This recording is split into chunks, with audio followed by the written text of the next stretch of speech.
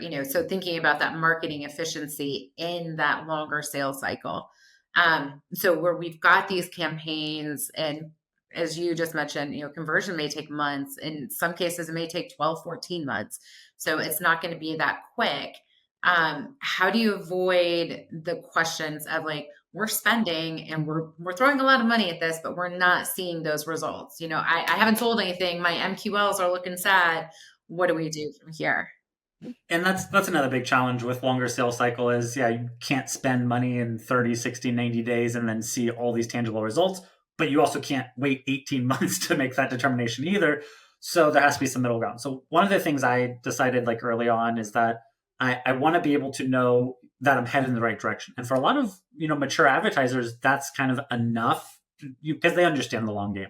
They're not asking, they're mature enough not to be expecting leads to be falling from the sky 30, 60 days in, but they need to know they're heading in the right direction. So on the channel side, I like to set up what I call like leading indicators or key page views. And so, it's not enough just to say these are the impressions and the clicks and cost per click.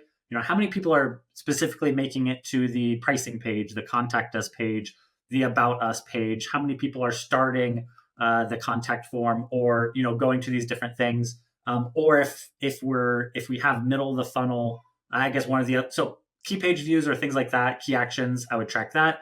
And ideally, theoretically, if those are building, it should only be a matter of time before the more meaningful conversions happen.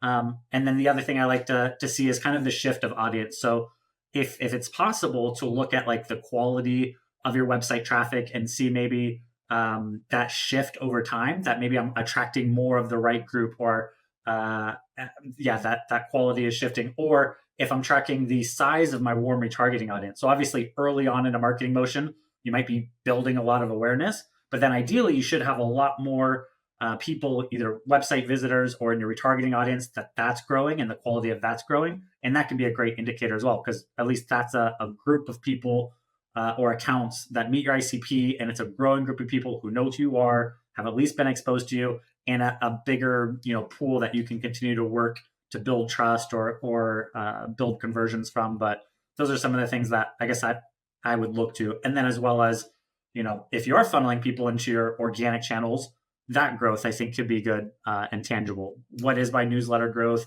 personal page follower growth, YouTube subscribers, things like that, because theoretically, that if it's halfway decent quality, that should be leading to tangible results down the road as well.